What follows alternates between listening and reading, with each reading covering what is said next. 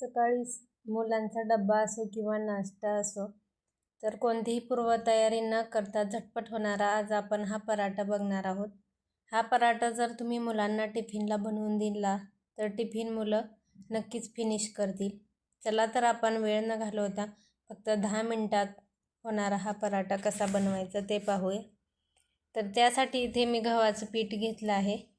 नंतर पराठा आणखीनच छान टेस्टी लागण्यासाठी 2 चमचे याच्यात बेसन पीठ घालायचं आहे आणि चवीपुरतं मीठ घालायचं आहे आणि पाणी घालून हे पीठ आपल्याला मळून घ्यायचं आहे. जास्त घट्टही नाही आणि जास्त पातळही नाही. चपातीसाठी जसं पीठ मळतो तसंच हे मळून घ्यायचं आहे. आणि जरी तुम्हाला असं पीठ मळायचं नसेल आणि तुम्ही चपातीसाठी जर कणिक भिजवली असेल ती वापरली तरीसुद्धा चालेल. तर इथे थोडं थोडं पाणी घालून मी हे पीठ मळून घेतलं आहे. नंतर आपण आता हे पीठ 10 मिनिटे साईडला ठेवून देऊया आणि पराठा बनवण्यासाठी आता 10 मिनिटानंतर बघू शकता कणिक भिजली आहे. यातील चपातीसाठी गोळा घेतो तसंच एक गोळा घेतला आहे आणि थोडंसं पीठ लावून पातळ याची चपाती लाटून घ्यायची आहे. जास्त जाड ठेवायची नाही, एकदम पातळ अशी याची मी चपाती लाटून घेते. बघू शकता चपाती लाटून झाली आहे. आता आपण यावर किसलेलं चीज घालणार आहोत आणि नंतर मी इथे लसूण छान बारीक कट करून घेतला आहे तो घातला आहे. थोडीशी कोथिंबीर घातली आहे.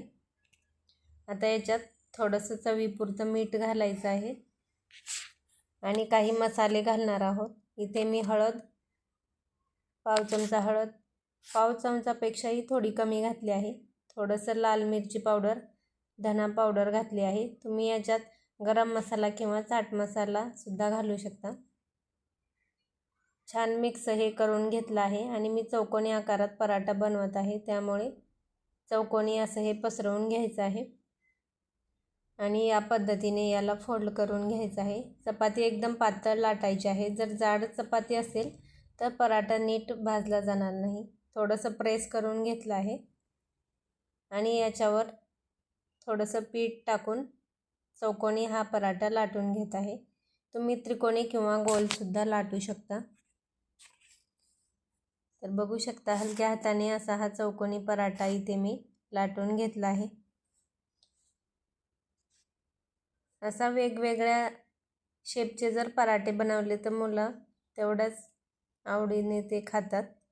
तर इथे तवा गरम झाल्यानंतर मी तूप लावलं आहे. तुम्ही तेल किंवा बटरसुद्धा लावू शकता आणि दोन्ही साईडनी तूप लावून छान खरपूस असा हा पराठा आपल्याला भाजून घ्यायचा आहे. याला तुम्ही गार्लिक चीजसुद्धा पराठा म्हणू शकता, चीज गार्लिक पराठासुद्धा म्हणू शकता. तर बघू शकता छान याला मी तूप लावून घेतलं आहे आणि पराठा लगेच फुलायला सुरुवात झाली आहे. तर कुठलीही पूर्वतयारी न करता फक्त 10 मिनिटात सकाळच्या घाई गडबडीच्या वेळी तुम्ही मुलांसाठी हा हेल्दी नाश्ता बनवू शकता किंवा टिफिनलासुद्धा असे पराठे बनवून देऊ शकता. खूप छान खरपूस असे हे पराठे भाजून तयार होतात आणि खायलासुद्धा तेवढेच टेस्टी लागतात. बघू शकता इथे छान आपला खरपूस असा पराठा भाजून झाला आहे. तुम्ही या चटणीसोबत खाऊ शकता किंवा मेयोनीज आणि टोमॅटो केचपसुद्धा सोबतसुद्धा हा पराठा एकदम छान लागतो.